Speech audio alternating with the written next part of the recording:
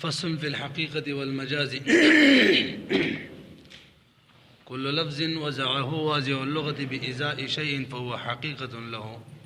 ولو استعمل في غيره يكون مجازا لا حقيقة.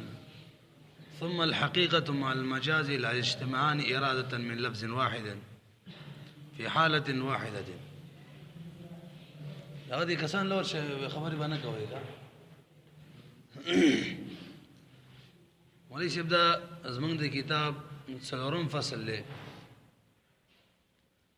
دينا مخ دري فصل تیر شو چې یو فصل کې د خاص او د عام بیان شو، په دویم کې د مطلق او مقید، او په دریم فصل کې د رامخ کې شي زي بدل کې، او په دریم فصل کې به د مشترک او د معامل بیان شو. دا څلورم فصل له انتهایی آسان سبق دی. حقیقت تعریف بکو، حقیقت چاته ویل کیږي، د مجاز تعریف بکو، او به بر دوړ یو مشترک حکم بیانو، پاغه باندې به تفرید. بس تفرید نه بلکې تفریعات دی په ټول سبق کې. او دا اصل کې دویم تقسیم شروع په اعتبار د استعمال سره. دا اول کوم تقسیم او څلور اقسام تروتی، دا په اعتبار د وضع سره شلکه د دې لفظ وضع د خاص معنی د بار شوی دا، که عام معنی د بار شوی دا، که معنیګانی غنی دي، دا په دې اعتبار سره راغلی. ماشاءالله او ګوره لکه بیګا واده به هم راغلی. بس موږ ته تړنه دوا وزي نور به څه ویو. په دې خبره باندې پوه شولې. دا دې فصل کې اوس دویم تقسیم شروع کیږي. او په دویم تقسیم چې دا په اعتبار د استعمال سره دی چې د لفظ په معنا کې څنګه استعمال شوی، حقیقي معنی دا او که مجازي معنی ده، دا معنی ظاهر ده او که دا معنی غیر ظاهر ده، دا په دې اعتبار سره دی. نو په دې کې هم څلور اقسام دي، یو د حقیقت وي، یو د مجاز وي، یو ته صریح وي، یو ته کنایه وي. وجه حصر دا ده چې لفظ به خالی نه وي، یا به په معنی موضوع له کې استعمال وي، یا به په معنی غیر موضوع له کې. که په معنی موضوع له کې استعمال وي حقیقت دی، او که غیر موضوع له کې استعمال وي مجاز دی. او به هر یو چې د هغې معنی به ظاهر یا به غیر ظاهر، که ظاهر نو نص دی، او که غیر ظاهر نو څه ویل صریح دی، او چې غیر ظاهر نو به کنایه ده. په دې فصل کې د اولانو دوه اقسام بیان کوي، یعنی د حقیقت او د مجاز. اول تاسو د حقیقت تعریف ووري. حقیقت چاته ویل کیږي؟ لغت کې حقیقت د حق یا حق نه وته دی په معنا د ثابت سره، او یا د حققت الشیء نه وته دی په معنا د مثبت سره. په هر حال کې اره معنی وي، ثابتم حقیقت وي ځکه په خپل ځای کې ثابت وي، مثبتم وي په خپل معنا کې بل ځای ته نه تجاوز بل طرف ته نه کړي. او دا تاب چې په کې کوم راغلي دا وي د وصفیت نه او علمیت ته نقل کړي دی. اصطلاحي تعریف د حقیقت چا دی؟ هغه لفظ ته ویل کیږي چې د کومې معنی د پاره وضع شوی هم په هغې کې استعمال شي. هغه لفظ ته ویل کیږي یو چې د کومې معنی د پاره وضع شوی په هغې کې استعمال شي. لکه مثال په تور معنی اسد چې کوم دی دا وضع شوی دی دا حیوان مفترس لپاره هم په هغې کې استعمال شنو، دا به حقیقت وي. دې په مقابله کې مجاز دی. مجاز اصل کې مجوز دی، که مفعل وزن دی، مصدر میمی دی. مصدر میمی هغه مصدر ته وایي چې په سر کې میم راغلی. مجوز یقول قانون په کې چلیدلی دی، مجاز ته جوړ شوی دی. او مجاز معنی د تجاوز کول لغت کې، او مجاز ته مجاز کوي چې دیم د خپل حقیقي معنی تجاوز کړي بلې معنی ته تللی. اصطلاحي تعریف د مجاز چا دی؟ د هغه لفظ ته ویل کیږي چې د کومې معنی دپاره وضع شوی په هغې کې استعمال نه شي، په بله معنی کې استعمال شي د څه مناسبت د وجې نه. دا به نه هېروئ که هغه لفظ ته ویل کیږي چې د کومې معنی دپاره وضع شوی په هغې کې استعمال نه شي، په بله کې استعمال شي د څه مناسبت د وجې نه. زده شولې دواړه تعریفونه که نه؟ لږ ورته وګورئ. فصل فی الحقیقة والمجاز. فصل له په حقیقت او مجاز کې کل لفظ هر لفظ وضعه واضع اللغت چې وضع کړي هغې لره واضع اللغت د لغت واضع وضع کړي، یعنی لغت کې څه لپاره وضع شوی؟ بإزاء شيء په مقابله د یو معنی کې وضع کړی په ماغي کې استعمال شي فهو حقیقت لو دا لفظ به حقیقت وي د قمانی د بار چار مقابله کې چې وضع شوی دی ولو استعمل کچره دا لفظ استعمال شي په غیره بغیر د معوذ له معنی نه کوم معنی د بار وضع شوی دا غیر بل کې استعمال شي يكون مجازا دا مجاز وي لا حقیقتا حقیقت بنوي واضح اللغت ویلو کنه واضح اللغت دا اصل کې د واضح اقسام ته اشاره وکړه چې واضح څلور اقسام دي یو وضع لغوي دا وضع پیژنې لغت کې خودلو ته ویل کېږي او په اصطلاح کې یو لفظ یو معنی د بار مقررول په داسې انداز کې چې هغه معنا بغیر د قرینې ته مراد کېدی شي یو لفظ یو معنی د بار مقررول په داسې انداز کې چې هغه معنا ته بغیر د قرینې نه مراد کېدلی شي او به دې څلور اقسام دی وضع لغوي دا چې لغت کې یو لفظ یو معنی د بار وضع کړي وضع شرعي دا چې شرع کې یو لفظ لکه مثال به تور معنی صلات وضع کړي منځ د بار صوم وضع کړي صوم خاصل کې بندیز ته وي د روزي د بار وضع کړي او به وضع عرف عام دا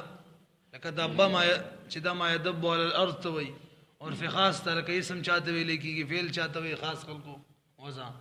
دوازه لغت ویل دینه معلومیږي د نور حقیقت نه خو صحیح دا چې هر قسم وضع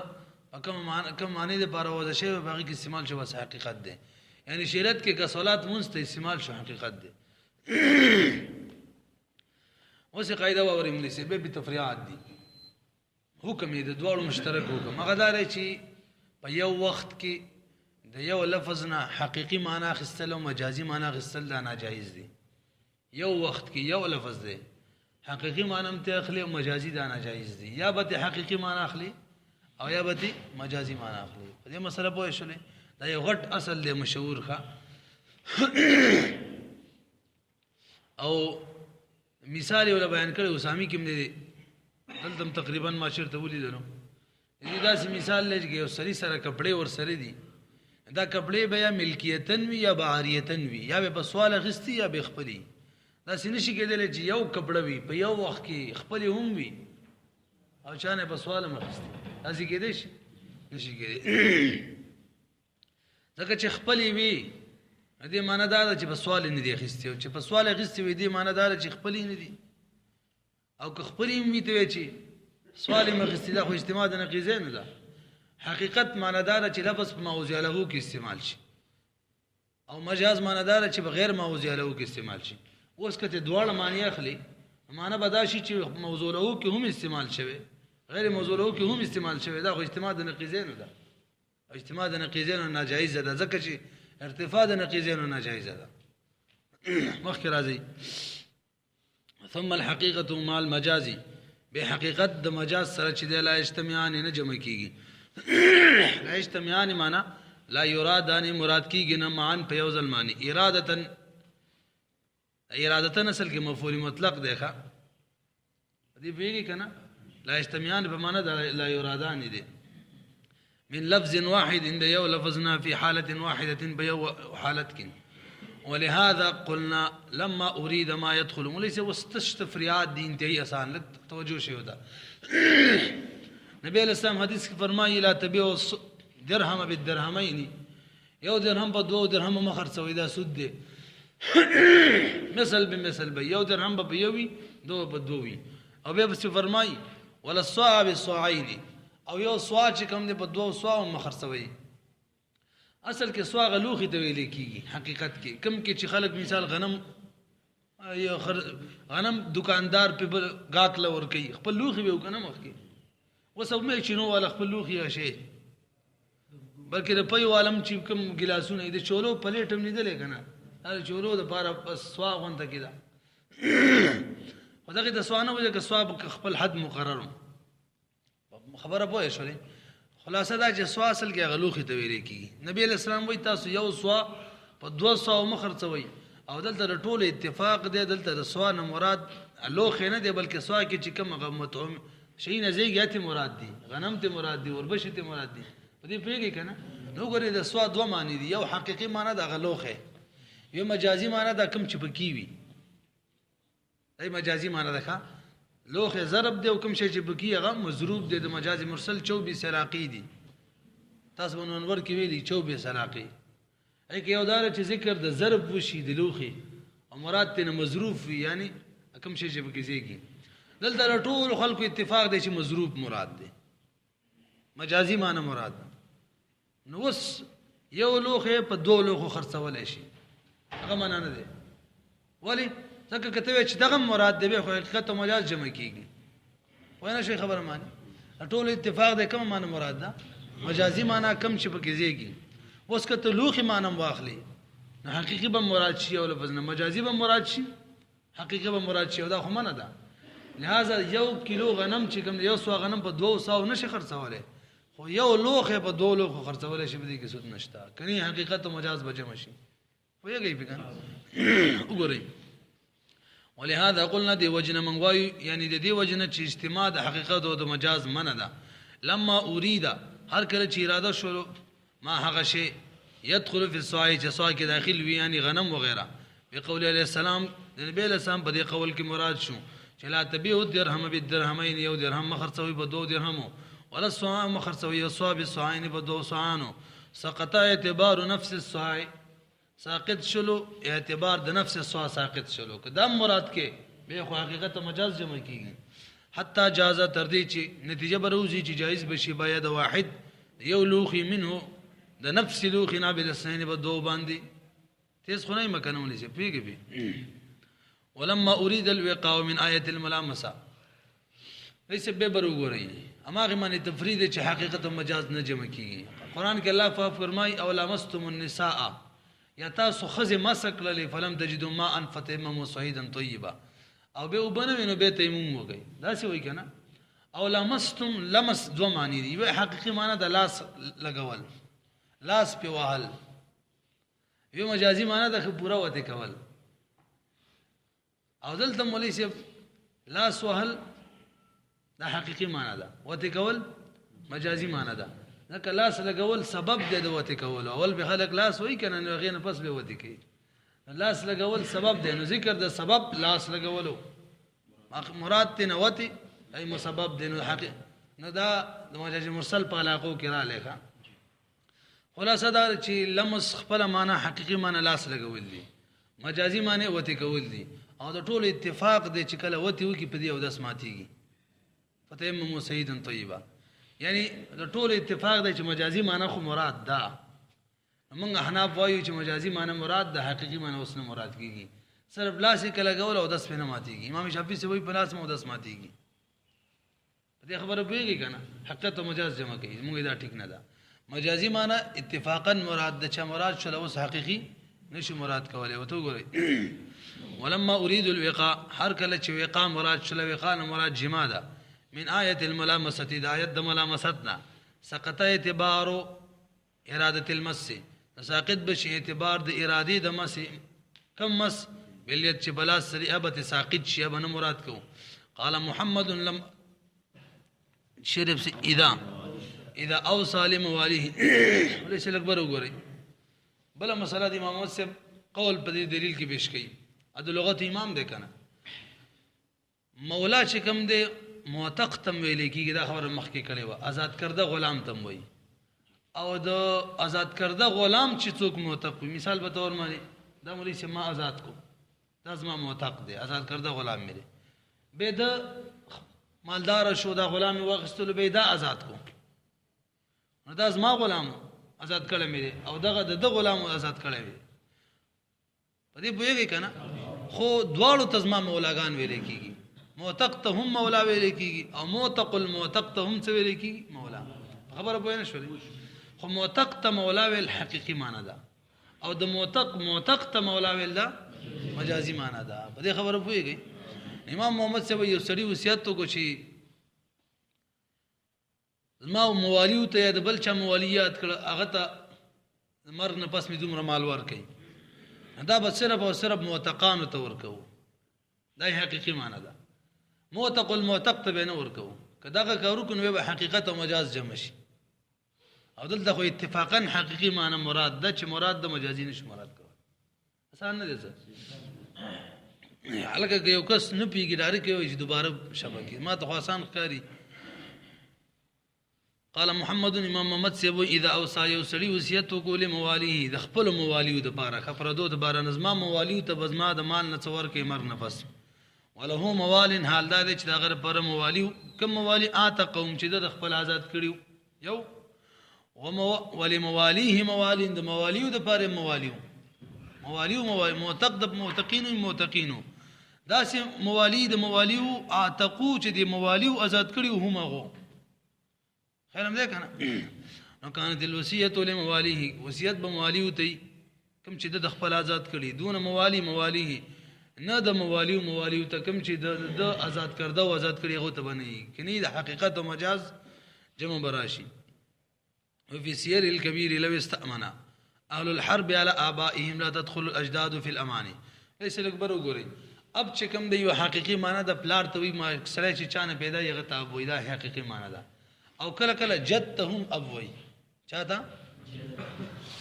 وایو ته وي ځکه جد سبب د اب دی او سبب ذکر د سبب مراد نه سبب علت دی ښا دا به ان شاء الله موږ ډېر اهم سبق د علت او سبب غره روان دی رااله دې بزان خپوي کو او نو جد چې کوم د علت د لپاره د چا د اب نو کله کله دا سکیږي ذکر د اب وشي معلول مراد نه جد شي علت دام د مجاز پالاقو کې دا مسبب ذکر شي مراد نه سبب بہرحال اب خپل معنا حقیقت اب کی حقیقت دی او اب جد کی مجاز دی. نو کې وسړي کافران دي یو قلا کې گیر شوی دي مسلمانان دي ګر چا بیرتاو دي او برنه आवाज کو چې الک از من پلارانو ته امن ورکې مسلمانانو ته ویل من تاسو پلارانو ته امن ورکو بس را کوزي کی دي وس پلارانو ته امن ملاو شو حقيقي معنی ده خو اجداد ته نه ملاويږي نکونو ته ولیک هغه ته ملاو شنو به خو مجازي معنی او حقيقي معنی دواړه مراد شي جمع براشي یګي به وګورئ وفي السير الكبير کې راغی لو استامنا کچره طلب دامنو کو اهل الحرب اهل حرب على ابائهم بخپل بلارانو معنی چې زمون بلارانو ته منور کې لا تدخل الاجداد واجداد نه داخليږي فی الامان په امان د بلارانو کې ویږي کنه فی الامان کې ابلام عوض د مضافرین دی فی امان ابائهم ولو استأمنوا على امهاتهم هم دا غشان وليس چې کوم دی حقیقت دی په مور کې د شانه چې څوک پیدا وي او د مور چې دا کنه نیا په دې کې چې مجاز دی ځکه هغه د مور علت او سبب دی خو که اوس امن غختلو چې زمونږ میندو ته امن ورکوي نو مسلمانانو ته ویل ټیک د ولورم کو نو جداد پکې نه داخليږي که جداد داخل شي کنه امیره ویږي که جداد داخل شي نو به مجاز او حقیقت جمع شي او دا ټیک نه ده حقیقت خو بل اتفاق مراد دی او مجاز فریدو ولو استأمنوا على امهاتهم کچری امن طلب کو خپل میندو باندې لا اثبتو نه دا ثابتيږي امان په حق د جداتو کې په یو مسله روانه ده کچری امن یو غختلو د بچو د پاره زامنو د پاره نو وسی په کې داخلي کې دا اسامي کې دي لا به اعتراض کوي چې جمع شو کنه حقیقت مجاز زوی حقيقي معنی دا نو سه نو زمنګ زامنو ته من راکې نو کنه وسی را کو شو بم پامن کی دا څه حساب کتاب دی په مسله پیږي کنه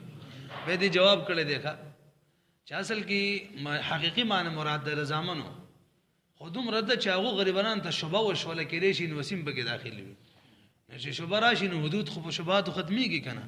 دا نو صوت هم امن د دې وجه نه ورنه کو چې امن لفظ وته شامل دي ابن لفظ وته شامل دي د وجه نه بلکې شوبه دا غو مرګ کړه نو پریم خو دره ان شاء الله اسامي کې براشي دا مخ کې راځي وعلى هذا قلنا اذا اوصى لابكار بني فلان لا تدخل المصابه في البجور به اور ملي سے حقیقت مجاز نه جمع کیږي پورا تفریعات یې کړی کا یو سری وصیت کو چې د پلاني ابکار او تزما دومره پیسې ور کوي باکری خو پیژنې کنه او غټ رامي سره د څوک یو نه وي چې لکه د پلاني چې کوم هغه جنکی دي چې لا بکارت نه د مات شوی باکی را نه دي هغه تزما دومره پیسې ور کوي چې مول شوما هغه پیرزوا نو اوس پاغو په دې جنکو کې داسیم ته جنکې وي چې هغه بکارت زایل شوی او د زنا د وجنه فجور په وجمانه هغه ته د وصیت شامل وي نه به شامل هغه حقیقت نو د باکرات چې کوم باکرات د هغه دي چې چا بکارت موجود وي حقيقي باکران دي غدي او د زنا په وجه چا بکارت مات شوی دغه تم عام طور خلک باکری وي خو مجازا نه ورته وي یعنی نکاح نه شوی دی وجنه ورته وي نو دلته خو اتفاق حقيقي معنی مراد د مجازي به پریدو خو کدا سي باکری وي ملي سب چاغه دا سي خزي جنہ کوي چې بکارت مات شوی ټوپ موب د وجنه منډو ترلو د وجنه یعنی د ګناه د وجنه نو اپ کې داخلي دي کا حقيقي باکری دی وګورئ ولو وعلى هذا بنا بدی معنی چې حقیقت او مجاز نه جمع کیږي قلنا من غي اذا اوصى یو سری وصیت وکول ابکار بني فلان د فلانی باکرو د پاره لا تدخل المصابه نه داخليږي هغه خزي المصابه چې هغه د څوک رسیدلې بالفجور بغنا سره الفجور معنی فاجر فاجره في حكم الوصيه په حکم د وصیت کې نه داخليږي ولو اوصى لبني فلان ولو بنون وبنو بنيه كانت الوصيه لبنيه دون بني بنيه ولسه وسری وصیت تو کچھ زما مال چې کم دے د پلانی بچو زامن ہوتے ورکی زامن ہوتا ولسه یعنی ابن یاد کو ابن په زوی کې حقیقت دی او ابن په نوسی کې مجاز دی نو حقیقی معنی خو بل اتفاق مراد د مجازی معنی به متروکي کني دواړه بجم شو دا ټیک نه ده مطلب تاسو پیږئ کنه تیز خو نه آسان دی ولو اوصا کې یو سری وصیت تو کولې بني فلانین د بچو د پلانی د پارا ولو بنون د غره بار زامن هم او بنو بنی یو د زامن زامن هم كانت الوصيه وی به وصیت لبنیه د بچو د پارا زامن د پارا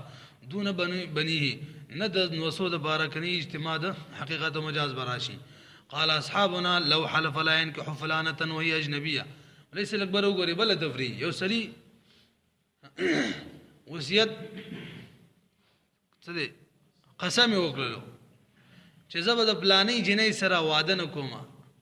لا ينكح نکاح و سره نکوم تاسو په د نکاح په نکاح کې مجاز دی او نکاح په وته کې حقیقت دی مخکې ویلو کنه نکاح په وته کې او په عقد کې د عقد نکاح چې د ما درکړې ځان او ما قبول کړې په دې کې سره مجاز دی او دلته مجازي معنی او فن مراد دغه مجازي مستعمل لې چې یو سری قسم کو چې زب پلانی سے نکاح نه کوم نو عرف کې خلک دغه مجازي معنی لري یعنی عقد اخلي وتنالي اوس کده غسلی چې د خزه وته کړل چې د بزینا سره هانس کیږي نه خبه دې مسله پويږي ولی حقيقي معنی خو مراد ده کنه اوس که مجازي موالو نو جمع بین الحقیقت والمجاز براشي پوه شو کنه وګورئ وهي ولو حلف يسري قسمك ولا ينكح فلانه پلانی سره بنکاح نکوم ينكحوا دو معنی دي ښه دلته مجازي مراد ده اتفاقا وهي اجنبيه د حال کې چې د پلاني اجنبيه وا جمله حال واقع شوی دی ښه او ضمیر پکې دواړه دي نو کان ذلك على العقد دا قسم بواقع په جامانی په عقد معنی عقد نکاح به مراد وي حتی نتیجه بدار روزي لو زنا بها کې چره دي حالب زنا او کله دي جنې سره لا يحنسو نه حنس کی ولئن قال اذا حلف لا يزو قدمه في دار فلان ليس بجن اعتراضات کې لګو دغه کېره اعتراض اول دا چې وسري قسم وکړل زبر پلاني په کور کې قدم نقدمه قسم وکړو قسم دی زبر پلاني په کور کې قدم نقدم دې حقيقي معنی دا چې صرف قدم کی دي بس دا حقيقي معنی ده دې پیږي کنه مجازي معنی دا چې او په خوبل په قسم کی دا قدم کی دی ښه خیال نه کنه اوس کرا سره او تاسو احناف سوال ته کې دی ښه مجازي معنی دا د مجازي معنی په سواری معنی ور داخل شي یعنی دخول معنی مجازي د لنډه ده دخول معنی څه ده مجازي خپل معنی سره قدم کې خودل په پوهه شولې مثلا تاسو حناف وي د دې سړي مبارکي کله سره کوړه په سواری داخل شو مهانس کیږي او که قدمي پیدل داخل شو په خوبل امهانس کیږي او که صبلې چولې بوټان وغیرہ داخل شو به مهانس کیږي دا خو حقیقت مجاز جمع شو دې خپل معنی دا و چې قدم کی دي په خوبل په صبلو کې تللې مجازي معنی ده په سواری معنی داخلي دل مجازي معنی ده تاسو یې په ټولو کې انس کیږي وایي شو اعتراض باندې دا خو حقیقت مجاز جمع شو دویم اوري یو سړی ول زبد پلاني په کور کې نه اوسېګم ما ویل ملي سوا سړی چې کوم واده کړي پرون زبد په کور کې نه اوسېګم بس ته کنه وادي او کوز به ترالې شو په دې خبره ویږي تاسو نه د دې خپل معنادار د کوم کور د په ملکیت کې لري باغی کې بنوسی کوم خپل کور دی د حقیقي معنی مجازي معنی کوم کور په کرای معنی نیولې دی علم دې کنه تاسو انا په وای کوم کور په کرای نیولې کاږي کور سو سي ور داخل شولې اوسې دلې ور سره ام هانس کیږي اکم خپل کوري کې خپل کوري ور سو سي دلې به هانس کیږي سی ویلې دي زبد پلاني سره په کور کې نه اوسېګم حقیقي معنی دا رقم کور مراد وي کمی چې په ملکیت کې مجازي معنی کمی چې په کرای نیولې تاسو حنافي وای ک په کرای نیولې ور سو سي دو هم هانس کیږي او ک خپل کوري وسو سي دلې به هم دا خو حقیقت او مجاز جمع شو کنه نه رسېږي بل یو سړی ویل یوم یقدم فلان عبده حر یوم یقدم فلان ليس زما غلام به آزاد وي په ورځ باندې چې پلانې یوم په ورځ باندې یقدم فلان چې پلانې رااله ک پلانې رااله په ورځ بزما غلام په دې بیگ کنه په ورځ باندې په ورځ باندې چې پلانې رااله زما غلام آزاد نو یوم چې کوم دې د رڼا کې حقیقت دی او شپې معنی ته غستل یا دی وخت معنی غستل چې مجاز دی فساد وزن دې ذکر کړي نو کې دې شی وې د دې وجنی ذکر کړي چې تقریب غیر تام کې داخل کړي چا کې داخل کړي اهل مناظره او فساد وزن دې ذکر کړي او کې دې شی دې وجنی ذکر کړي چې په تقریبی غیر تام کې داخل کړي تقریبی تام ویل کېږي هغه دلیل ته چې داوی موافق وي او تقریب غیر تام هغه دلیل ته وایي چې داوی موافق نه وي نو دلته دام د داوی نه موافق کنه فساد واضح دا خلاف داوا ثابتې ځکه دا په تقریب غیر تام کې داخل لې ولم يذكره او نه ذکر کړی دی اهل المناظره اهل مناظره ويمكن ممكن درج داخله ولدي د فساد وضعي فيما هغه صورت کې قالو چې علما ویلي دي چې ویلي چې ان ولایت التقریب داغه کې داخل دی یعنی غیر تام تقریب کې کتعلیلهم مثال او صور لك تعلیل الشوافی هو ای تعلیل الشوافی هو لايجاب الفرقه لپاره د ایجاب فرقت به اسلامي حدیث زوجین چې ایجاب معنی ثابتيږي فرقت سو فرقت ثابتيږي په اسلام د احد الزوجین سره فانهم دي چې قالوا وي اذا اسلم احد الزوجین کله چې اذا اسلم احد الزوجین کله چې اسلام راوړي یو د زوجینو نه کافرینو نه تقول فرقه بینهما شوافی وی فرقت د دې دوه ترمنځ واقع کیږي به مجرد الاسلامي خالص اسلام په وجه باندې خدا کله ولې سبدا ال چې کله غیر مدخول بهای کا خزه مثال خاون اسلام راوړو او خزه غیر مدخول بها ده یا خزه اسلام راوړو او خاون غیر اسلام خزه راوړو خزه غیر مدخول بها ده بهم اسلام کې خزه راوړي او کې خاون راوړي خو خزه سي غیر مدخول بهای دې مسله کې به حکم دادي چې امام شافعي سي وې ډایرکټ فرقت راځي او کچري مدخول بهای خزه نو به درې هزه تیرې خزه خده پاره د استبراء د پاره څو هزه درې هزه وبعد مدي ثلاث حيض او پس تیرې دوه درې هزونه ان كانت مدخولا بها کله چې خزه مدخول بها وي